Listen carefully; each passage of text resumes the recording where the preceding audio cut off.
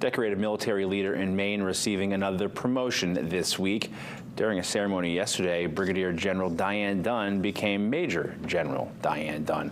Her promotion to a two-star general happened before more than 100 family members, friends, and colleagues at Camp Chamberlain in Augusta. In 2020, Dunn became the first female general officer in the 200-year history of the Maine Army National Guard. She currently serves as Adjutant General of the Guard and Commissioner of the Department of Defense, Veterans and Emergency Management. She's the first woman to serve in both of those roles.